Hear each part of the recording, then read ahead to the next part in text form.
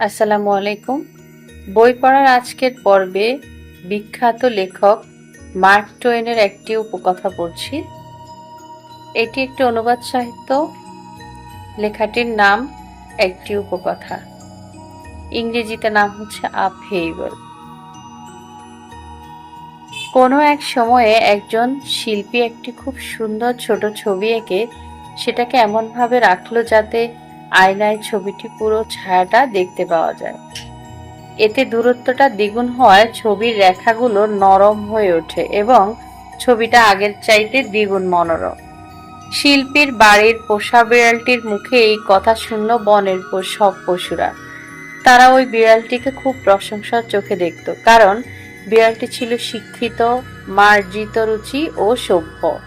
সে এমন অনেক কিছু তাদের বলতো যা তারা আগে জানতো না, বা জানলেও সে সম্পর্কে নিশ্চিত ছিল না।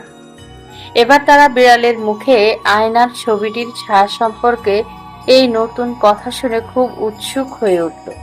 ব্যাপারটা ভালোভাবে বুঝবার জন্য এ সম্পর্কে নানা রকম প্রশ্ন করতে আরম্ভ করলো।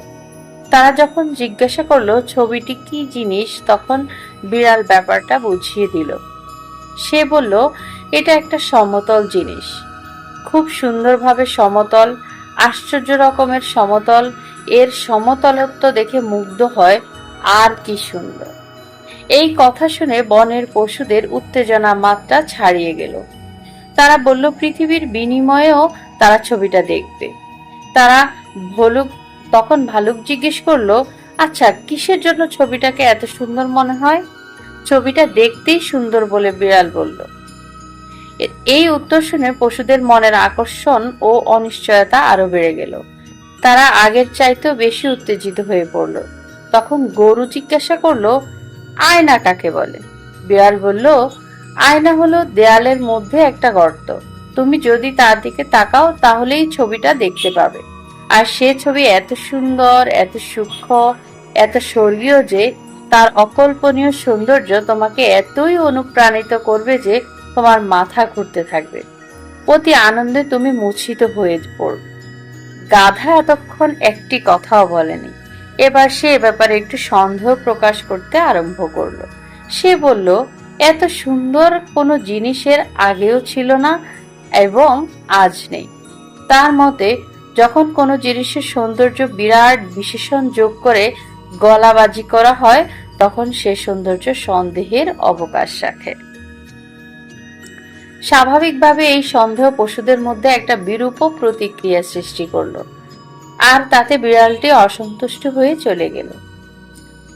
দিন দুয়েকের মধ্যে এ ব্যাপারে আর কেউ কোনো উচ্চবাচ্য করলো না। কিন্তু পরে আবার নতুন করে উৎসাহ দেখা দিল এবং সকলের আগ্রহ স্পষ্ট চোখে পড়ল। তারা তখন গাধাটাকে খুব বকাবকি করলো, কারণ সে বিনা প্রমাণেই ছবিটা সুন্দর নয় বলে সন্দেহ প্রকাশ করায় তাদের এত বড় একটা সম্ভাবিত আনন্দকে নষ্ট করে দিয়েছে। এত বকুনি খেয়েও গাধাটা কিন্তু বিচলিত হলো না। সে খুব ঠান্ডা মাথায় চিন্তা করে বলল, তার আর বিড়ালের মধ্যে কে ঠিক বলেছে সেটা স্থির করবার একটা উপায় আছে। সে নিজেই সেখানে গিয়ে গর্তটা দেখে এসে বলবে সে কি দেখল। পশুরা এতক্ষণে স্বস্তির নিঃশ্বাস ফেললো আর খুশি হয়ে গাধাকে সেখানে যেতে বলল। গাধাও তাদের কথা মতো কাজ করল, কিন্তু সে জানতো না ঠিক কোথায় দাঁড়াতে হবে। তার জন্য সে ভুল করে আয়না আর ছবিটার মাঝখানে দাঁড়ালো। তাতে ফল হলো, আয়নার ছবিটা দেখাই গেল না। গাধাটা ফিরে এসে বলল, বিড়াল মিথ্যা কথা বলেছে। ওই গর্তে একটা গাধা ছাড়া আর কিছুই দেখা গেল না। কোনো সমতল জিনিসের চিহ্ন মাত্র সেখানে চোখে পড়ল না। যদিও সেটা খুব সুন্দর আর ভালো একটা গাধা, তবু সেটা শুধু একটা গাধা ছাড়া আর কিছুই নয়। হাতি জিজ্ঞেস করলো, তুমি কাছে থেকে খুব পরিষ্কার ভাবে দেখেছিলে? ওহে পশুরাজ হাতি, আমি খুব কাছে থেকে পরিষ্কার দেখছি। আমি এত কাছে থেকে দেখছি যে আমার নাক আয়নাটাতে লেগে গিয়েছিল। হাতি বললে, এ তো বড় তাজ্জব ব্যাপার। যতদূর জানি বিড়ালটা তো সব সময় আমাদের সত্যি কথাই বলে। তার চেয়ে বরং আর একজন সাক্ষী পাঠিয়ে দেখা যাক।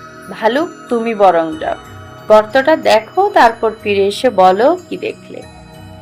ভালুক তখন সেখানে গেল। ফিরে এসে বলল, বিড়াল আর গাধা দুজনেই মিথ্যা বলেছে, গর্তে একটা ভালুক ছাড়া আর কিছুই নেই। পশুরা তো এবার অবাক হয়ে মহা ধাঁধায় পড়ে গেল। প্রত্যেকেই তখন নিজে গিয়ে দেখতে চাইল আসল ব্যাপারটাকে। হাতিও তাদের এক এক করে পাঠাতে লাগলো। প্রথমে গেল গরু। গর্তে একটা গরু ছাড়া আর কিছুই সে দেখতে পেল না। বাঘ একটা বাঘ ছাড়া আর কিছুই দেখলো না। সিংহ ছাড়া আর কিছুই দেখলো না। চিতা দেখলো শুধু একটা চিতাবাঘ। উটও দেখলো একটা উট, আর কিছু নয়। হাতি তখন ভীষণ রেগে গিয়ে ঠিক করলো সে নিজে গিয়ে আসল সত্যটা জেনে আসবে। ফিরে এসে সে সমস্ত প্রজাদের মিথ্যে মিথ্যে কথা বলবার জন্য খুব বকুনি দিল এবং বিড়ালের নৈতিক ও মানসিক অন্ধত্বের জন্য এমন রেগে গেল যে তাকে আর শান্ত করা গেল না। সে বলল, একটা অর্ধকানা মূর্খ ছাড়া সকলে এই ঘরতে একটা হাতি ছাড়া আর কিছুই দেখতে পাবে না। এখান থেকে আসলে বিড়ালের কি শিক্ষা হলো? তুমি যদি তোমার কল্পনার আয়না এবং বাস্তবের মধ্যে দাঁড়াও, তাহলে তুমি যা কিছু সঙ্গে নেবে তাই সেখানে দেখতে পাবে। তোমার কান দুটো যদি নাও দেখতে পাও, তবু জানবে কান দুটো সেখানেই আছে। ধন্যবাদ সবাইকে।